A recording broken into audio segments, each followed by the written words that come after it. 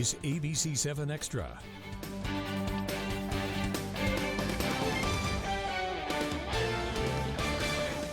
Welcome to ABC 7 Extra Sunday. Good evening, everyone. I'm Mark Ross. Since April, the Socorro School District has been overseen by two conservators appointed by the Texas Education Agency.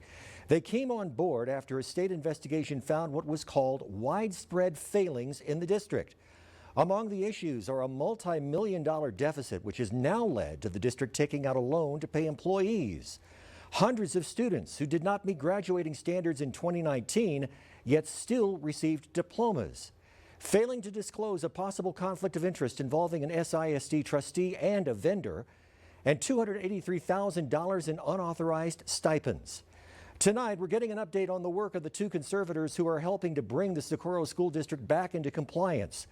Joining me via Zoom is TEA conservator Andrew Kim. Mr. Kim is working with lead conservator Dr. Michael Hinojosa, who could not join us.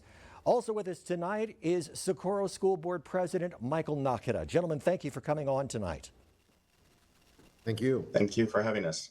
Mr. Kim, you're focused primarily on improvements to system in the district. Can you explain to our viewers what that means? Well, that's a great question. What typically parents in the community may not know is that a school district is a very complex organization.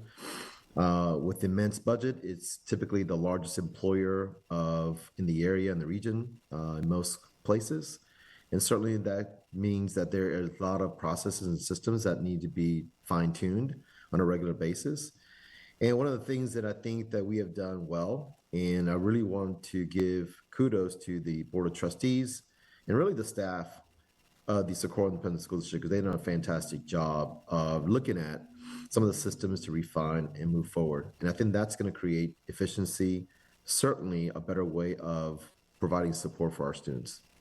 Now, Mr. Nakata, at the end of June, the district approved a nearly $479 million budget for the 2024-25 school year, but you're still operating at a deficit, which has been reduced to $22 million for the next school year, but the deficit right now for the current school year, $33 million.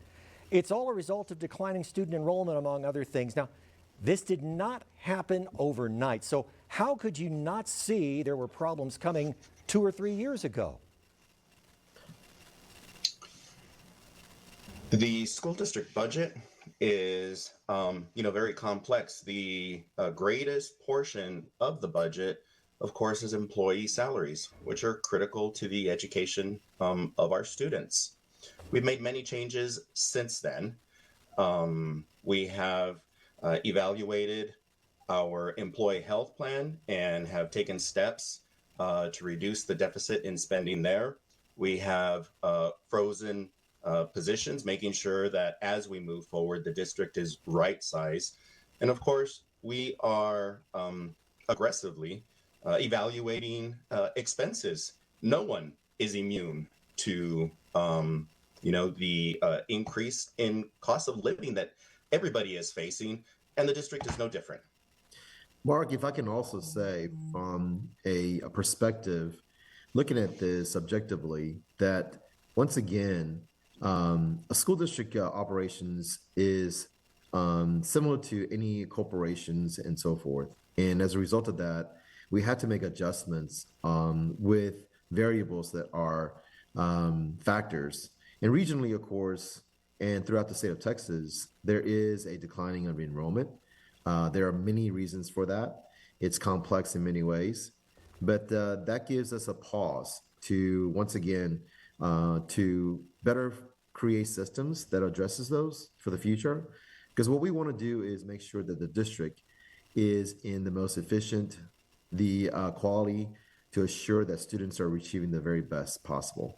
And we do that by ensuring that the quality of educators, the staff members, the bus drivers, those who work in our child nutrition services and elsewhere are extremely treated well, but at the same time are taken care of. And that's going to take a lot of work. And once again, it's not a one-time event of work, but rather it's an ongoing event.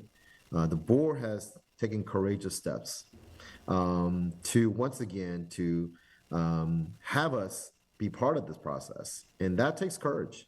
And I think that's a kudos to this board because they're really genuinely thinking about the staff members, the teachers, the frontline workers, the bus drivers, and everyone else that's part of this Socorro Independent School District that benefits our students.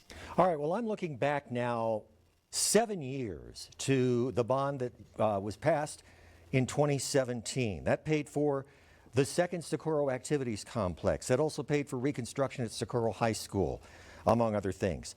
The Socorro High project, $26 million in cost overruns.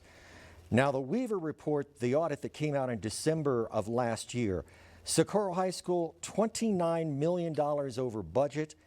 The board moved ahead regardless, instead of trimming down the project.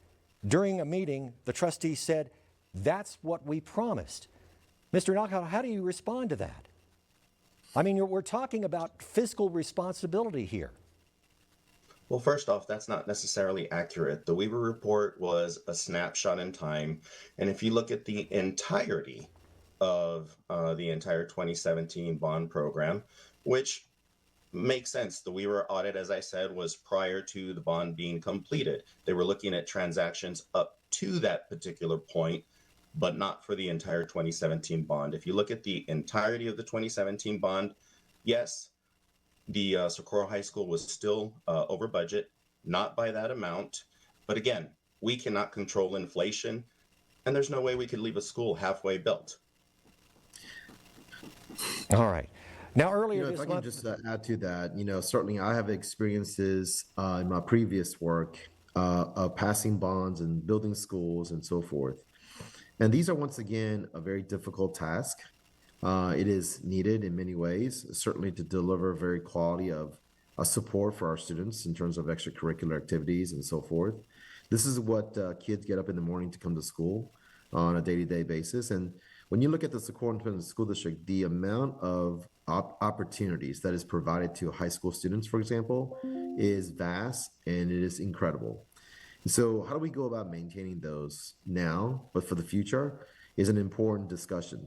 Now, we have to do that in a manner that is, unfortunately, right now, that we have to face some financial challenges due to the enrollment issues and other factors that are part of it, as Mr. Nahara mentioned, and the inflationary factors like healthcare costs going up. And that's something that we have to bear the burdens of as an organization. That's not immune to us. We had to do that well. And we have to be mindful about how we take care of our taxpayers' dollars and still deliver the highest quality education, not only within the region, but in the state. but Mr. Kim, now let's take a look at this. Earlier this month, the district taking out a $25.1 million loan because you needed money to help pay employees. Taxpayers are probably still going to be paying the interest on that loan. And your fellow TEA conservator, Michael Hinojosa, told ABC7, quote, "We, meaning the district, have not been conservative enough with our expenditures." And he was also quoted as saying, "Our staff is working with you, Mr. Kim, and working with the board, anticipated this back when we adopted the budget." So you've been aware of this in the 8 months that you've been here in El Paso? Well, part of this is a function of how school finance works and when the district actually receives the tax collections and dollars. So in most school districts, certainly here in the Socorro Independent School District, your November and December, by the function of the fact that reimbursements or settlements from the state of Texas and the property taxes are not provided to the district until about January and February. So there's always going to be a lull in that regard. And certainly because of the fact that where we are, certainly that was predicted in many ways. Now, we have tried to go ahead and mitigate those as much as possible, and we're doing that right now. So kudos to the HR staff, the business staff, and others making that effort. But unfortunately, we just couldn't avoid that this going around. I think that's the thing that we have to be mindful of. Once again, it was a very difficult decision to do what's known as a tax revenue anticipation note to do that. But it's a short-term loan that will be paid off February 15th. And that's a very important thing to remember. And once again, as a school district, we're able to achieve a very low interest rate on that situation there to go ahead and take care of our employees and make sure payroll is taken care of. And Mr. Nakara, you mentioned that you had to reduce contributions to employee health care, reduce overtime pay, forego pay raises, all to help cut costs. How do you explain this to your district employees? Well, it's an investment in our future. And we all need to come together and make sure that as a district, we're able to move forward. As I said, employee costs is the largest proportion, human resources, of the district budget. As we move forward, we do need to make difficult decisions, and yes, some of them will have an impact. And when we return after the break, we'll look at the Socorro District's failure to properly ensure graduating seniors met requirements set by the state. Stay with us. You're watching ABC 7 Extra Sunday.